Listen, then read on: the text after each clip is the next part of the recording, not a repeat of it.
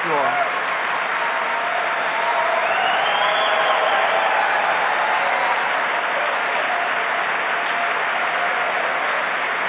Thank you all very much. Thank you all.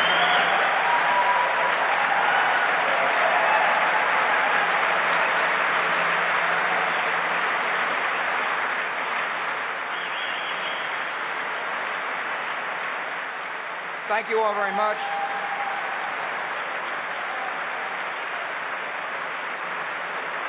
Thank you.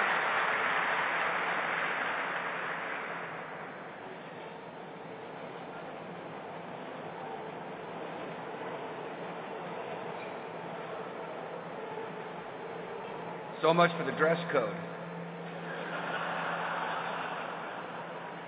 I'm honored to be with you. Thanks. I appreciate being with an organization that understands the value of free speech. So much so that Gene asked if I'd give one. I told him I'd be happy, but I warned him that if you invite me back for the 30th anniversary, it's going to cost some billable hours.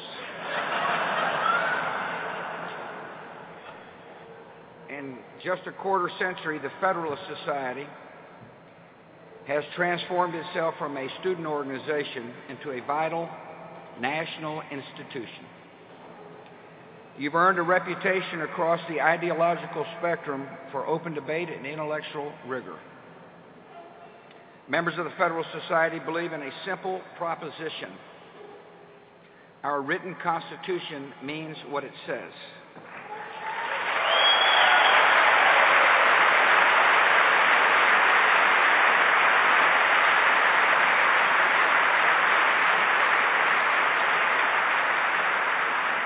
One would not call that a radical statement.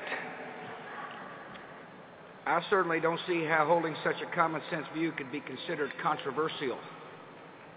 I share your devotion to the Constitution, and I'm proud to be standing with you tonight.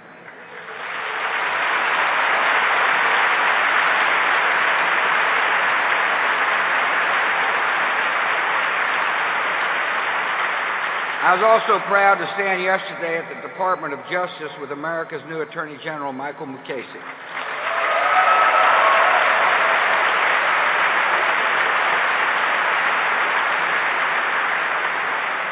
Attorney General Mukasey is a decent man, an outstanding lawyer, and a strong leader.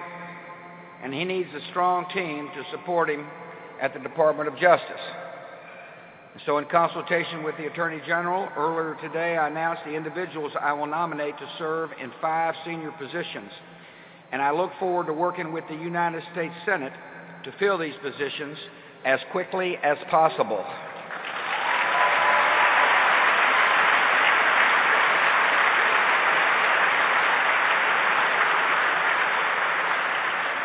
I'm proud to be in such distinguished company as Justice Anton Scalia.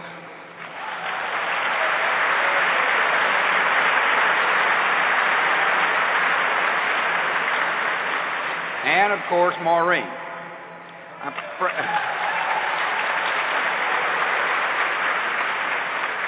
proud to be here with Justice Clarence Thomas and his wife, Jenny.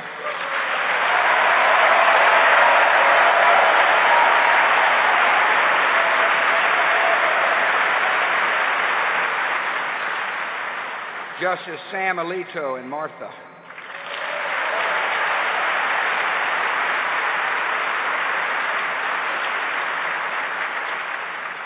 I'm fortunate to have been able to pick 2 members of the U.S. Supreme Court, and I'm very proud of the service rendered by Justice John Roberts and Justice Sam Alito.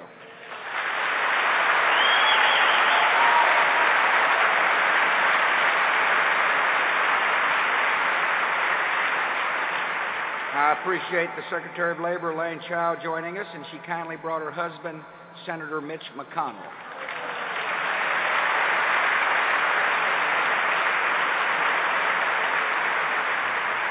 From the great state of Alabama, Senator Jeff Sessions.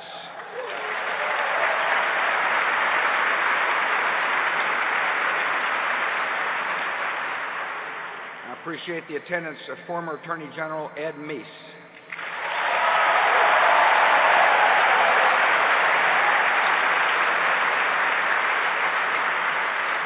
Former Attorney General Bill Barr.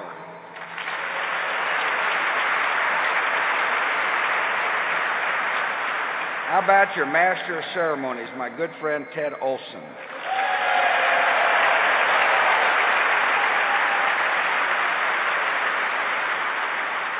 I thank Gene Meyer and Leonard Leo.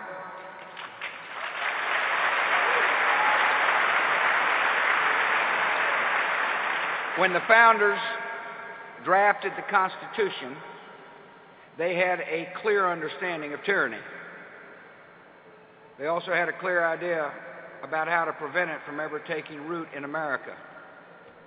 Their solution was to separate the government's powers into three co-equal branches: executive, the legislature, and the judiciary. Each of these branches plays a vital role in our free society. Each serves as a check on the others. And to preserve our liberty, each must meet its responsibilities and resist the temptation to encroach on the powers the Constitution accords to others.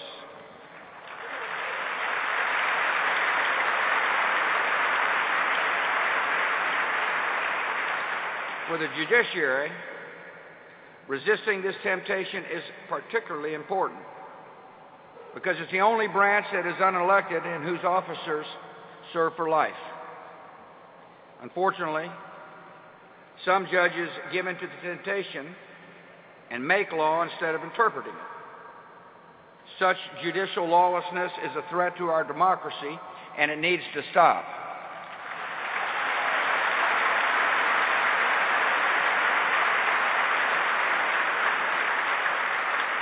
Tonight I'll discuss a judicial philosophy that is based on what our founders intended. I'm going to talk about the importance of having good judges who adhere to this philosophy. And I will explain the need to reform a confirmation process that is making it more difficult to persuade decent and intelligent people to accept the call to public service.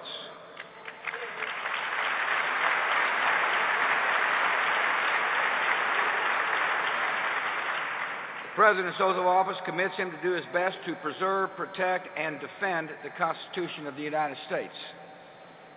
I take these words seriously. I believe these words mean what they say. And I ask my nominees to the federal bench to take seriously their own oath to uphold the Constitution.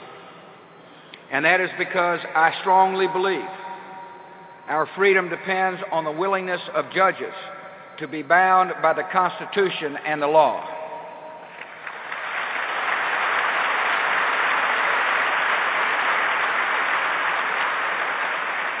Others take a different view.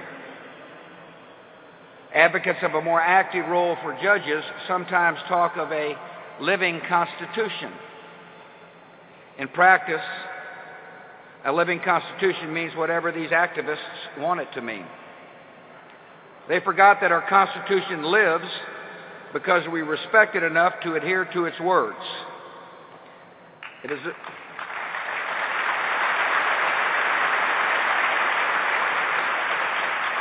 Ours is the oldest written Constitution in the world. It is the foundation of America's experiment in self-government. And it will continue to live only so long as we continue to recognize its wisdom and division of authority. In his confirmation hearings before the Senate, one judge I nominated to the bench used the analogy of a baseball umpire. He said, umpires don't make the rules, they apply them. The role of an umpire and a judge is critical. They make sure everybody plays by the rules. But when people see the umpire rooting for one team, public confidence in our courts is eroded. The sense of unfairness is heightened, and our political debates are poisoned. So we will insist on legislatures that legislate, on courts that adjudicate, and on judges who call the game fairly.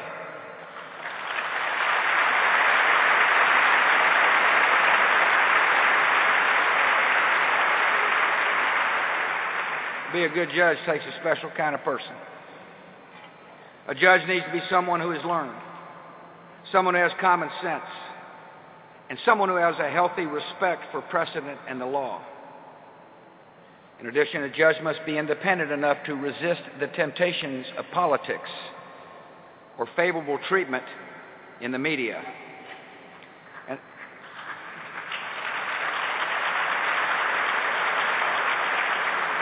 A judge must be modest enough to appreciate the limited role he plays under the Constitution. This combination of learnedness and independence and modesty is not always easy to find, especially here in Washington, D.C. But it is absolutely essential for a judge. These are the qualities you'll find in my nominees to our 13 federal appeals courts. These appellate courts play a vital role in our legal system. While the Supreme Court may decide fewer than 100 cases in a year, the federal appellate courts decide more than 30,000. That means that for most criminal appeals, for most civil appeals, and on most constitutional issues, the decisions of the appellate courts will be the law of the land. As president, I've nominated many fine Americans to these courts. They understand that their role is to be the servant of the law, not its sovereign. I'm proud of the kind of men and women we now have sitting on these courts. Judges such as Priscilla Owens, Janice Rogers Brown, Bill Pryor.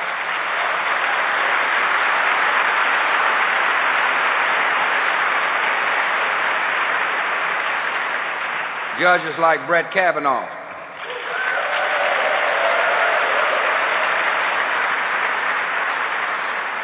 And Leslie Southwick.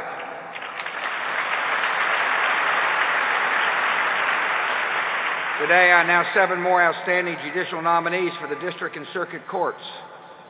And I look forward to working with the United States Senate to confirm these good men and women as soon as possible.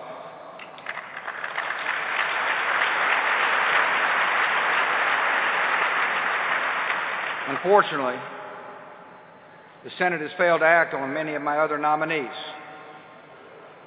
At times, it has imposed a new and extra constitutional standard, where nominees who have the support of the majority of the Senate can be blocked by a minority of obstructionists.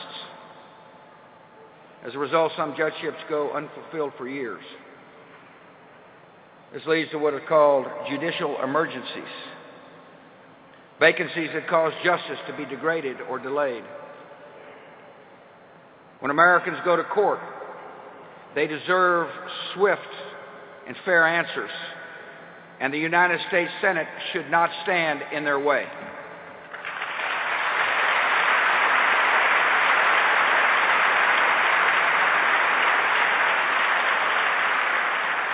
Three of my nominees to the Courts of Appeals have been waiting for a vote for more than a year. They include one of this organization's founders, a man who served our nation nobly as the acting Attorney General, Peter Keisler.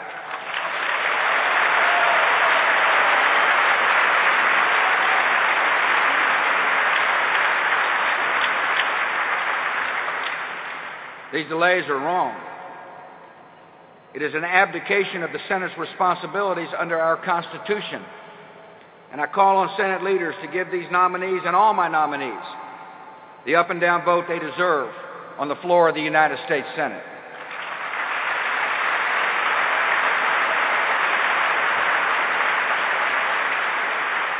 Senate confirmation is a part of the Constitution's systems of checks and balances.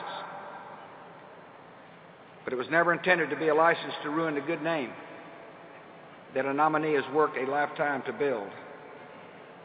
Today, good men and women nominated to the federal bench are finding that inside the Beltway, too many interpret advise and consent to mean search and destroy.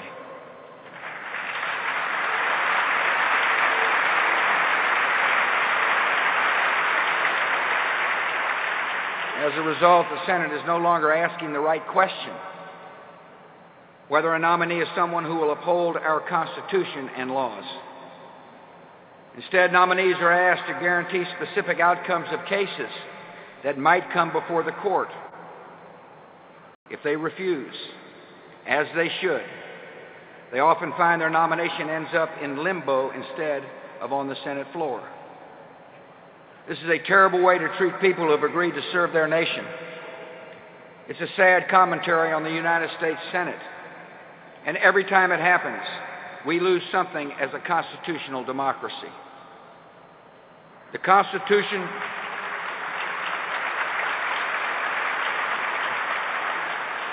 Our Constitution prohibits a religious test for any federal office. Yet when people imply that a nominee is unfit for the bench because of the church where he worships, we lose something.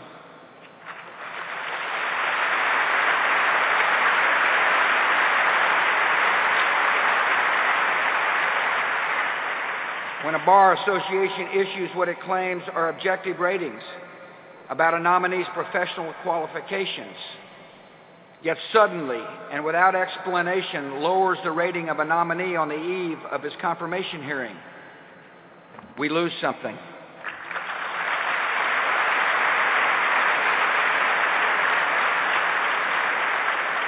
When government officials do their jobs and make difficult legal decisions, only to find their decisions later become the source of outrageous partisan allegations, we lose something.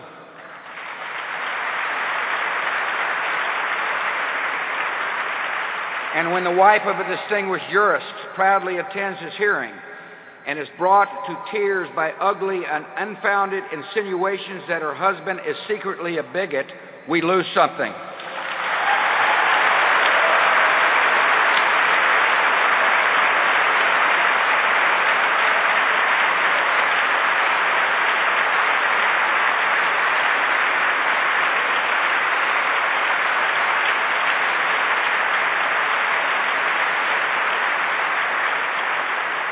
Everyone in this room has watched a good person who has had his or her name unfairly tarnished by the confirmation process.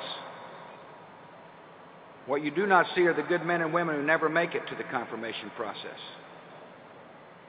Lawyers approached about being nominated will politely decline because of the ugliness, uncertainty, and delay that now characterizes the confirmation process.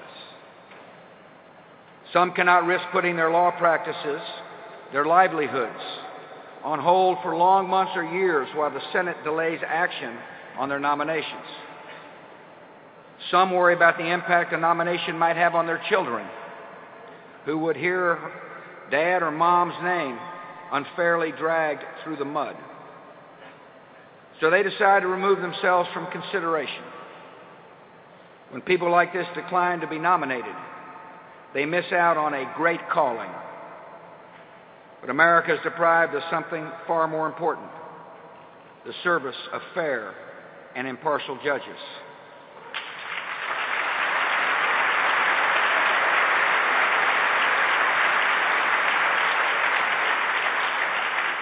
This is bad news. There's also good news, and it's here in this room. Thanks in part to your efforts, a new generation of lawyers is rising. A new culture is taking root in our legal community. And principled men and women who understand the Constitution and are able to defend it are finding their way to our nation's law schools and law faculties and law firms, and even to the corridors of power here in Washington, D.C. One of these good men is someone you know well. He was nominated by my father, and his confirmation process is a tale of all that is nasty and unkind in Washington. It is also a tale of perseverance and triumph. On the day this good man was to be sworn in as a justice on our Supreme Court, he was driving to the White House with his wife. As they waited at an intersection to make a turn, an 18-wheeler came barreling up beside their car and came to an abrupt stop. After a few seconds of trepidation, husband and wife watched as the truck driver rolled down his window, broke into a smile, and gave them a big thumbs up. In the fine memoir he recently published, Justice Clarence Thomas describes the moment this way: Virginia and I looked at each other in astonishment and then thanked God for the good people of this country.